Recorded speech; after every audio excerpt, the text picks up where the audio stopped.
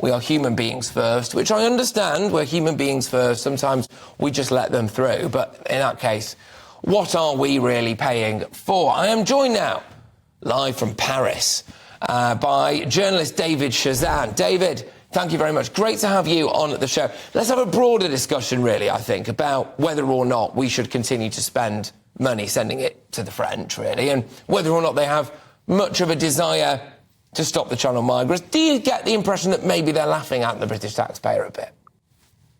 I've never got that impression, and personally, on many trips to Calais, I've always talked to French police, and I've never seen anything that would back up that report in the Express. I mean, big scoop, Patrick. Police go drinking when they're off duty, and sometimes they dance and get up to pranks. And, I mean, those anonymous quotes that the Express came out with, it could have been a wind-up by a cop after a few drinks. I don't think it really proves very much.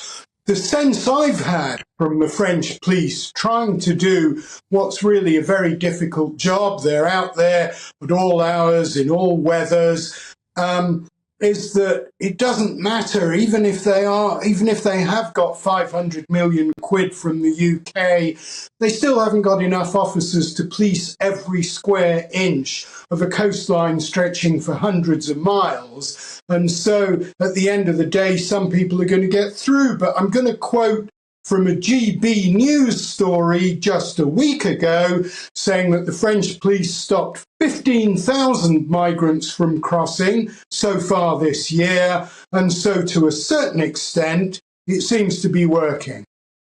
To a certain extent. A lot of people say that it's the weather there, and I get what you mean, David. Look, hey, everyone's perfectly entitled to go out and hit the bars, and I've danced on a couple of tables in my time. I don't mind admitting even the belts come off from time to time. Dare I say, even the shirt. But when you listen to the quotes like, look, a couple of days ago I let a family go that wanted to leave, we don't stop the migrants, it's not our job to stop them.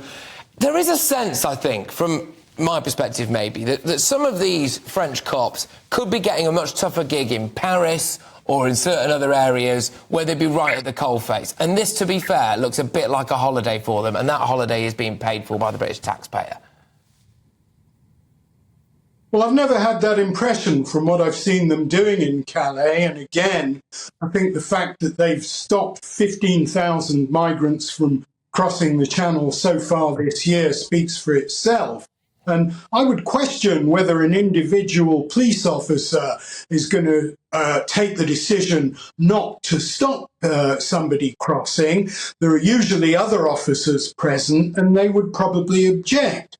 The French police that I've spoken to understand very well that they are policing Britain's border, even if they're actually doing it on French soil, and they are being, or not them, but their government is receiving money from the British government to do this job. And from what I've seen, they do try to do it. I mean, there were several French police officers recently attacked with clubs and rocks by migrants on the beach. Those migrants succeeded in crossing the Channel, and they're now in jail in the UK. So those French cops who were injured, one of them had an open head wound, another one was hit in the ribs, one on the arm. I mean, they definitely weren't. I get that. Look, I do really get that. And in fact, that's a topic that I'm going to be doing at the top of the next hour, which is about human traffickers basically schooling these Channel migrants in violence as a way of getting to the UK. The discussion I'll be having then is what kind of people are we really getting, as opposed to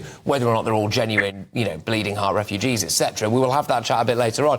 There was another line in this, though, really, I felt, which is about them talking about, well, look, we as cops are human beings, etc. We cannot welcome all the misery in the world to France. And my big scepticism about asking the French to patrol their borders, our borders, is because I actually would expect them to feel the same way I would feel about it, which is, why should we be keeping these people in our country? And do they think that?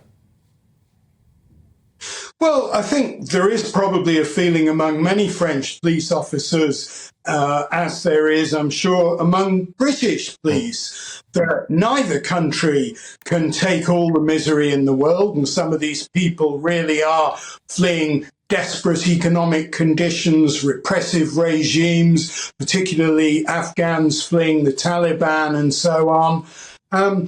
But I never got the sense that they were happy just to let them go. I think some French police have said to me they feel that the French authorities ought to be doing more about deporting migrants whose applications for asylum in France are rejected. But no, I mean, maybe it's happening. I haven't seen any evidence of it, and this report really doesn't convince me. No, fair enough. Look, David, thank you very much. Absolute pleasure. Great to have you and your view there from across that strip of water all the way in Paris. David Chazan there, French journalist. British journalist in France, I should say, really.